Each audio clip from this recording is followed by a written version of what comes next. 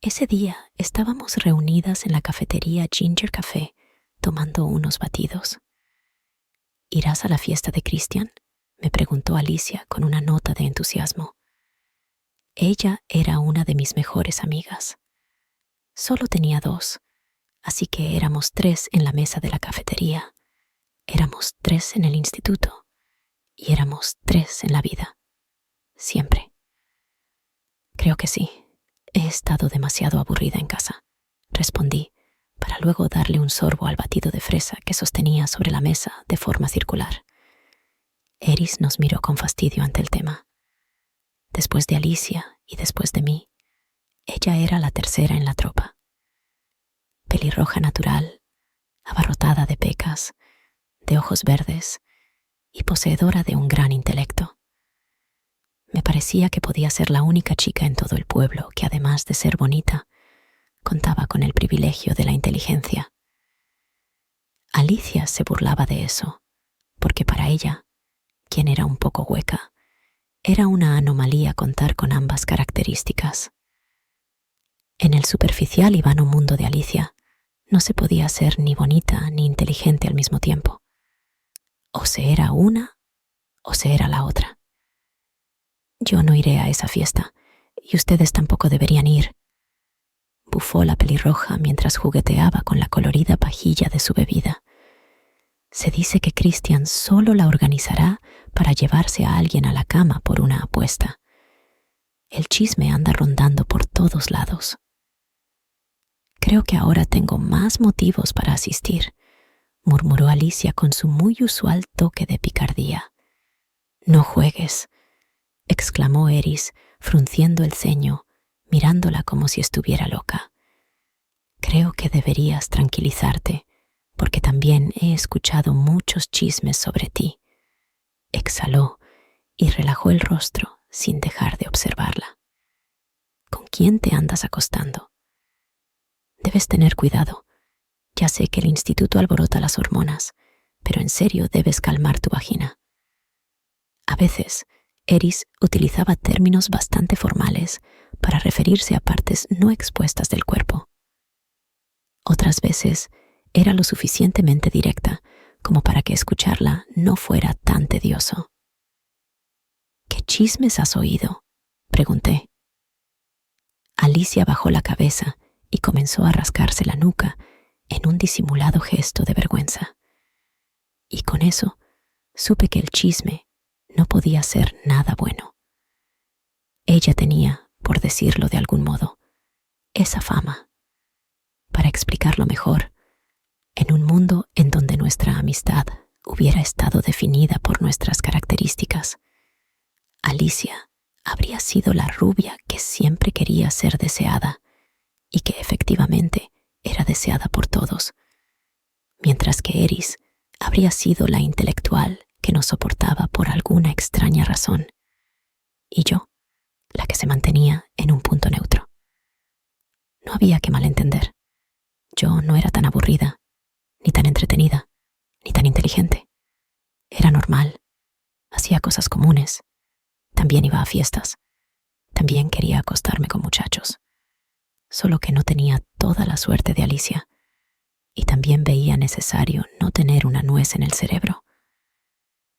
Eris hizo a un lado su bebida y se inclinó hacia adelante para apoyar los antebrazos sobre la mesa. Teníamos cerca a varios muchachos que iban al instituto, así que, antes de hablar, echó un vistazo a los lados para asegurarse que no estaban pendientes de nuestra conversación.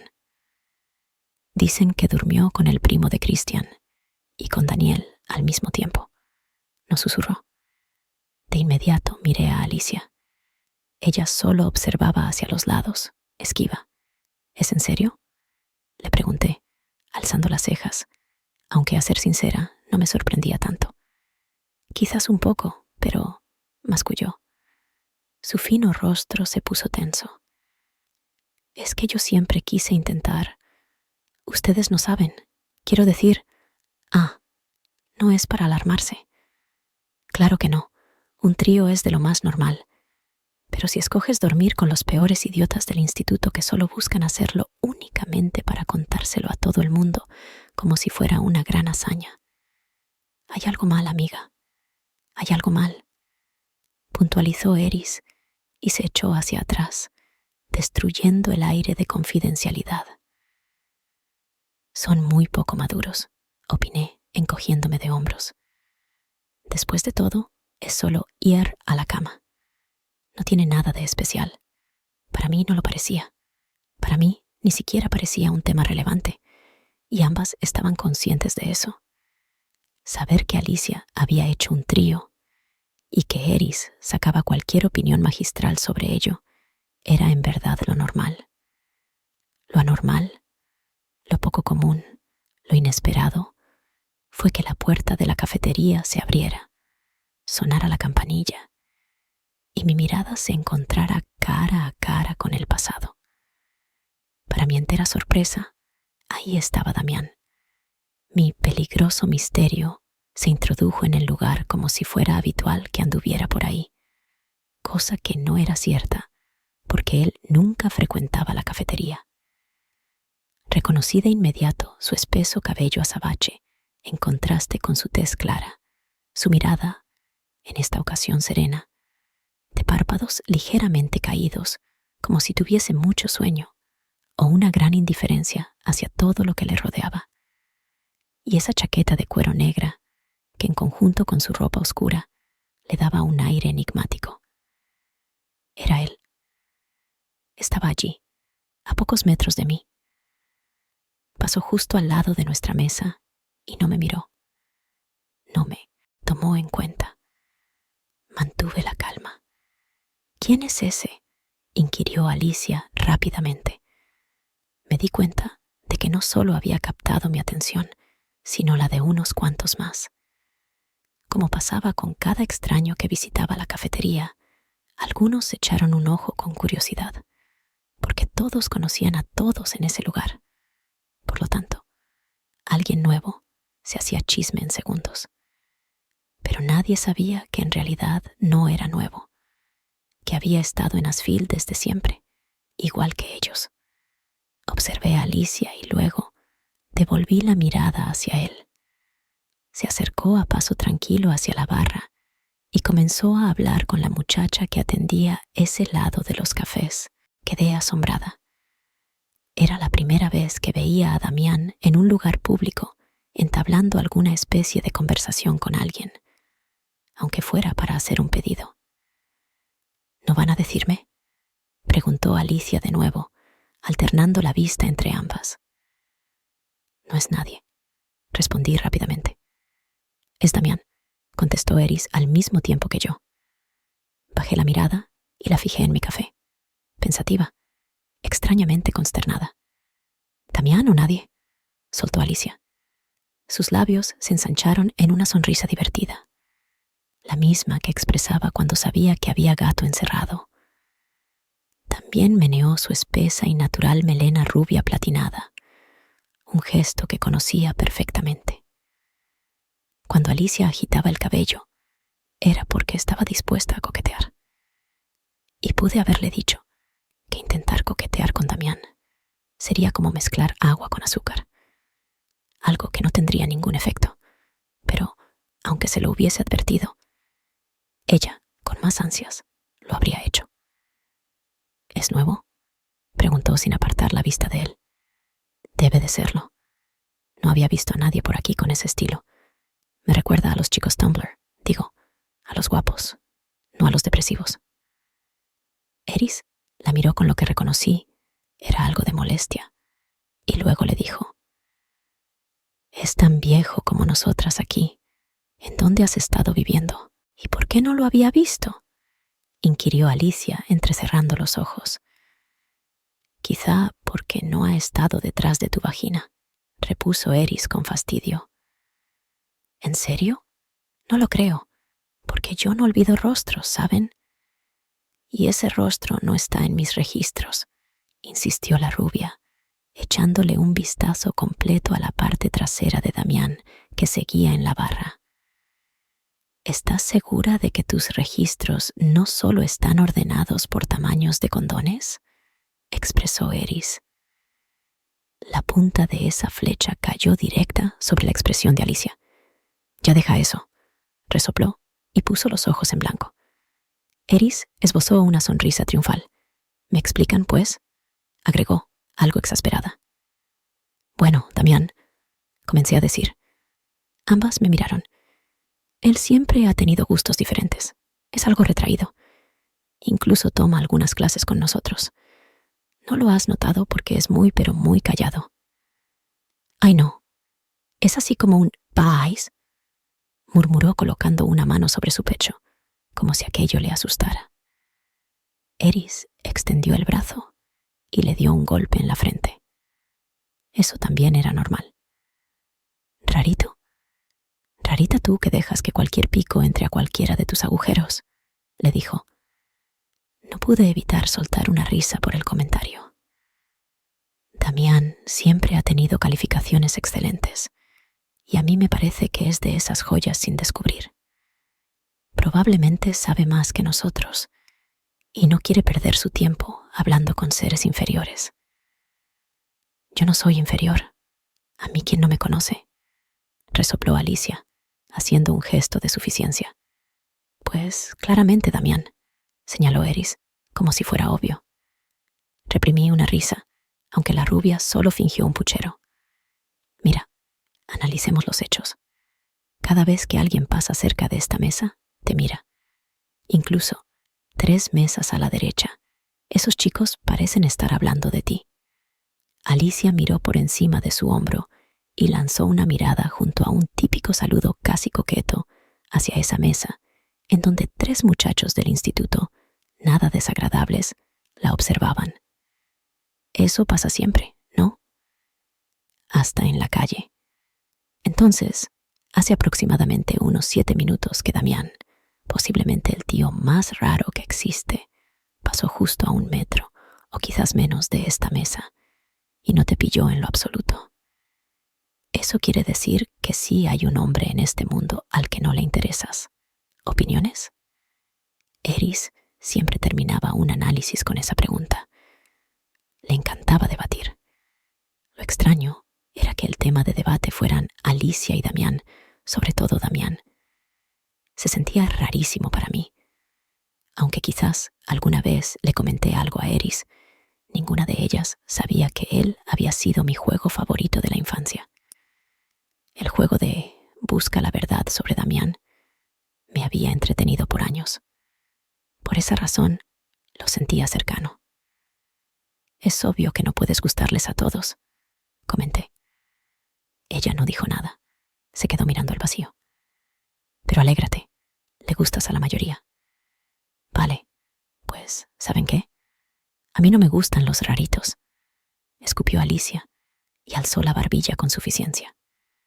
Dieron el tema por terminado, y gracias al asunto de la fiesta, dejaron de prestarle atención a Damián. Pero yo no. Me mantuve en silencio, mientras que con disimulo continué mirando hacia la barra. Allí se hallaba, sentado en uno de los taburetes de colores, esperando. Recordé las tantas veces que había espiado su casa porque pensaba que algo malo sucedía dentro de ella, y todas las veces que no había podido confirmar mis sospechas. Recordé también, como planes fallidos, las tardes en las que había ido a buscarlo para jugar. Recordé que todos y cada uno de mis intentos por acercarme a Damián habían fracasado. Pero entonces, ahí estaba él, hablando con una camarera que ni siquiera sabía de su existencia hasta ese momento. Ahí estaba él, entre toda esa gente con la que no solía mezclarse, haciendo caso omiso a mi presencia, ignorando el hecho de que era yo la única tan insistente e interesada en conocerlo, aún sabiendo que era un repelente de humanos. Y eso, de alguna forma, me molestaba. Me parecía injusto. Despertaba de nuevo mi riesgosa curiosidad. Después de que ella le entregó el vaso, Damián pagó y se dirigió a la salida con la misma calma con la que había entrado. Mi cerebro procesó la información en microsegundos y vi aquella ocasión como mi primera y única oportunidad para hablarle, para finalmente oír su voz. Ni siquiera en clase lo había escuchado hablar, ni siquiera ahí, porque solo le había visto mover los labios entre el sonido de la música. Así que tenía ante mí la posibilidad de comunicarme con él. Tenía la posibilidad de hacerle notar mi existencia y quizás de por fin entender lo que había en torno a su comportamiento. «Oigan, debo volver a casa», anuncié mientras que, con rapidez, descolgaba mi bolso estilo colegial del espaldar de la silla. Ambas me miraron con extrañeza. «¿Tan rápido? Pero si apenas son las 3. ¿Qué harás allá si no es aburrirte?», me preguntó Alicia con el entrecejo hundido. «Olvidé que mi madre me pidió que lavara algo. Si no lo hago, se va a cabrear.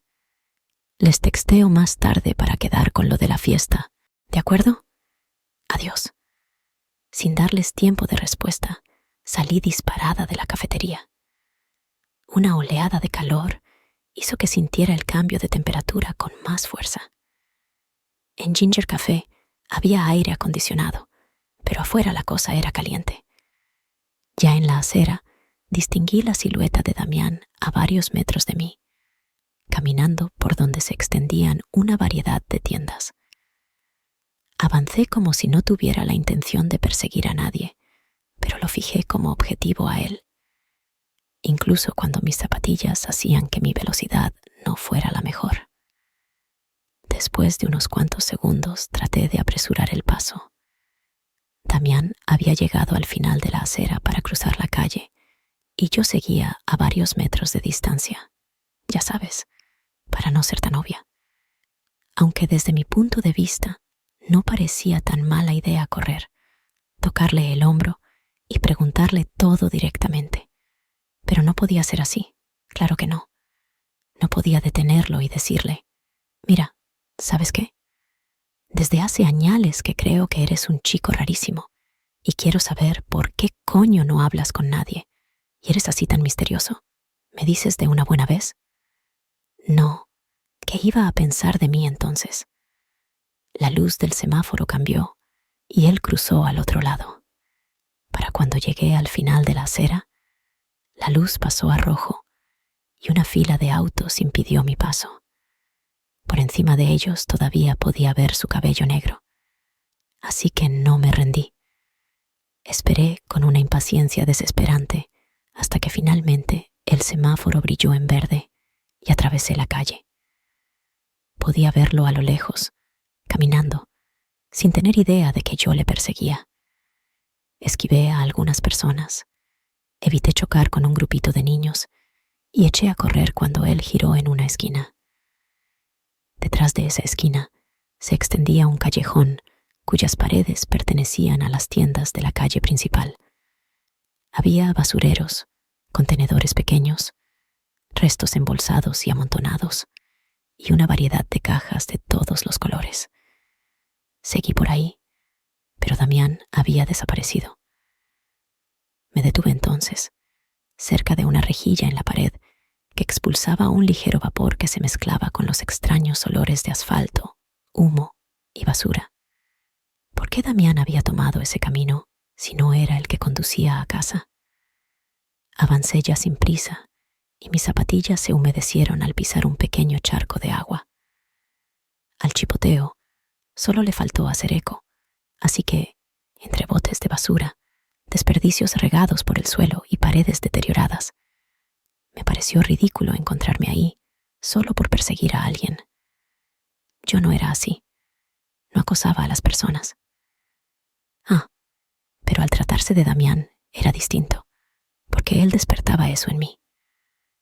Él hacía que la intriga y la curiosidad me cosquillearan por todo el cuerpo como si fueran cocaína, y yo, una adicta a ellos, desesperada por saciarlos. A pesar de que no había nadie más, continué por el largo callejón hasta su final. Así descubrí que no daba hacia el centro de la ciudad, sino que era una de las tantas salidas a los alrededores del pueblo. No me sorprendí. Era normal encontrarse con cambios de asfalto a tierra, porque Asheville estaba rodeada de frondosos y bellos bosques que se consideraban una de las maravillas de esos terrenos. Algunas de esas zonas, plagadas de árboles y arbustos, no eran exploradas por la gente, pero si se miraba bien, más allá de donde iniciaba la hierba, podía verse un delgado camino de herbaje aplastado. Me pareció extraño. Tenían que haber pasado por ahí muchas veces como para que adquiriera esa forma, pero ¿Damián había tomado esa ruta hacia el interior del bosque? ¿Para qué? Impulsada por mi peligrosa curiosidad y mi absurdo y palpitante entrometimiento, seguí por el caminillo aplastado, dejando atrás todo aquello que podía considerarse pueblo. El pasto crujió bajo mis pies y la frescura del viento compensó el calor del sol contra mi piel. Para cualquier residente de Asheville, sus bosques eran conocidos, pero siempre había un límite que nadie se atrevía a cruzar. Lo recordé, más allá del lago y del viejo roble. Era territorio desconocido, porque nadie lo exploraba. No tenía ni idea, pero habíamos crecido con la advertencia de no aventurarnos por esas vías, y la habíamos respetado desde siempre. Era el clásico cuento de terror para niños. No pases el viejo roble, no llegues ni siquiera al lago. Ahí te está esperando. Claro que ya nadie creía que algo allí estuviera esperando. El caminillo se extendió en poco tiempo. Pasé árboles, arbustos, pequeñas formaciones rocosas. Vi un conejo blanco, luego otro marrón. Y cuando pasaron más de 5 minutos y seguía caminando, el sentimiento de estupidez me cayó como un ataque nuclear. Me detuve entre la sombra de 2 ramas y exhalé con decepción. Probablemente, Damián ni siquiera había tomado aquel camino. Quizás solo había creído verlo, como tanto había creído de niña que había algo malo en él. Quizás siempre veía cosas en donde no las había. Me di vuelta dispuesta a marcharme, sosteniendo la idea de que mi patético interés por Damián debía terminar de una vez por todas. Y regresé sobre mis pasos sin prisa, pensando que ir a la fiesta de Christian podría despejarme la mente, relajarme y distraerme. Pero antes de darme cuenta de que faltaba más camino del que creía para volver a pisar las aceras de Asheville, un quejido masculino llegó a mis oídos. Me detuve en seco debajo de la sombra de un montón de ramas y miré hacia todos lados. Intrigada, di unos cuantos pasos hacia adelante y entonces presencié la escena a varios metros de distancia. 2 personas parecían estar discutiendo. Instintivamente y con cuidado, me acerqué a uno de los árboles. Coloqué una mano en el tronco y, como si fuera una anciana mirando a los vecinos desde su ventana, detallé a los hombres. No podían tener más que un par de años más que yo. Uno de ellos vestía una elegante gabardina de color violeta y el otro una simple chaqueta de cuero marrón. Y entre su discusión, las cosas no pintaban nada bien. Para nada bien. Uno le dijo algo al otro, o lo susurró, porque desde mi posición no pude escuchar con claridad sus palabras, aunque en mi mente parecieron un reclamo. Unos segundos después, el chico de la gabardina empujó al otro contra el grueso tronco de un árbol y lo acorraló de forma victoriosa. Presionó el antebrazo sobre su cuello y acercó su rostro de forma amenazante. Quise intervenir. Mi sentido común me dijo que lo normal era eso, hacer algo para apartarlos. Pero antes de poder moverme, lo que vi me paralizó por completo. El portador de la gabardina violeta extrajo un filoso y reluciente cuchillo del interior de uno de sus bolsillos. Lo elevó y lo impulsó contra el ojo derecho de su oponente. Así así sin más. Contra el ojo humano. Un grupo de pájaros volaron alarmados por el sonido, mientras que la escena continuaba ante mi mirada de estupefacción. Ahogué un grito que, aunque hubiera dejado salir, no se habría escuchado por el estruendoso chillido de dolor y agonía del tipo con la chaqueta de cuero. Lo estaba matando. El hombre de la gabardina hundió con satisfacción la hoja contra la cuenca del ojo.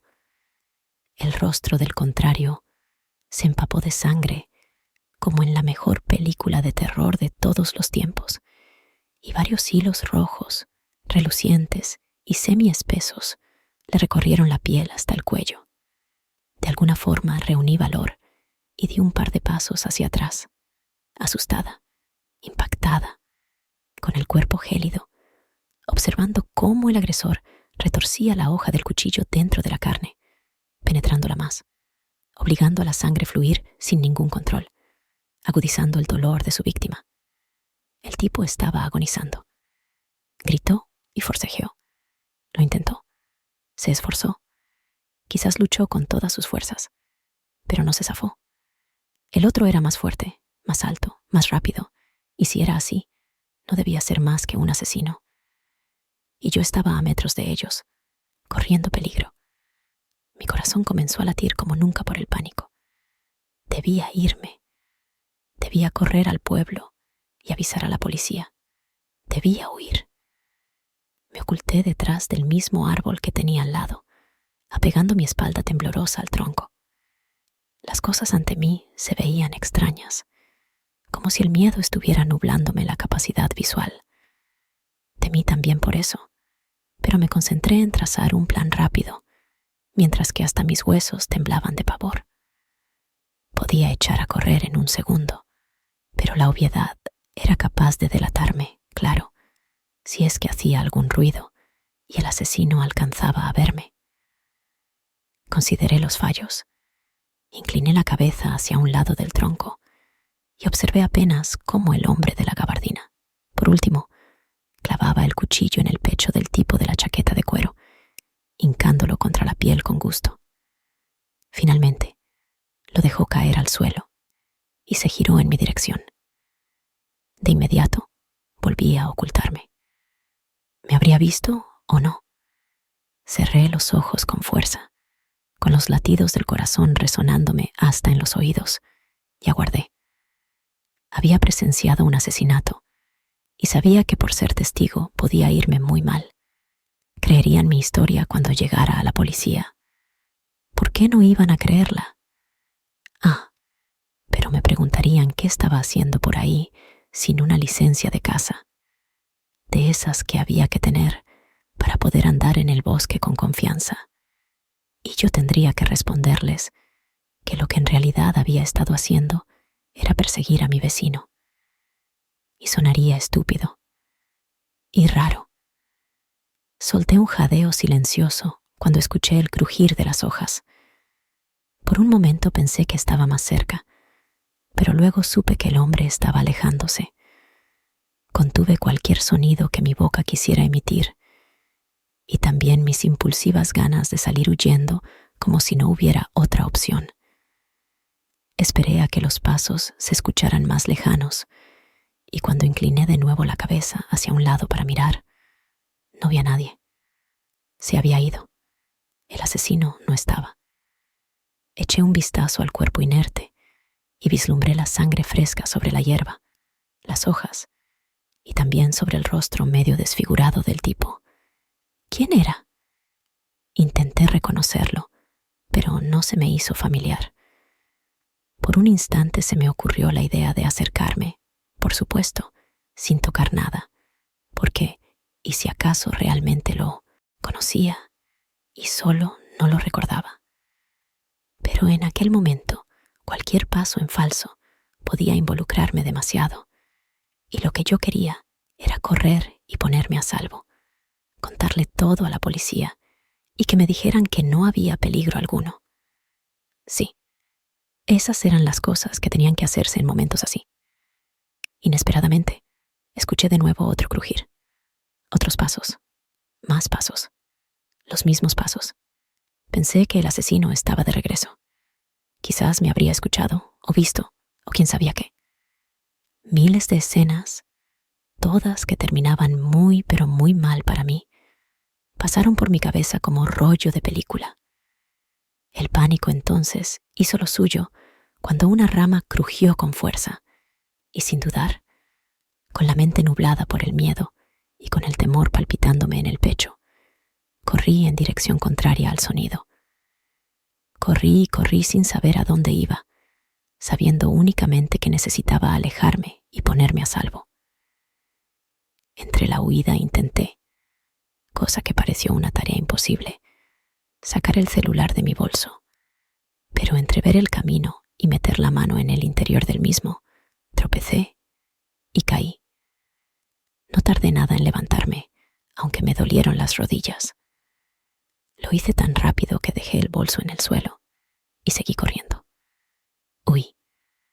Cuando mi cuerpo me exigió parar y la distancia se hizo muy grande, me detuve.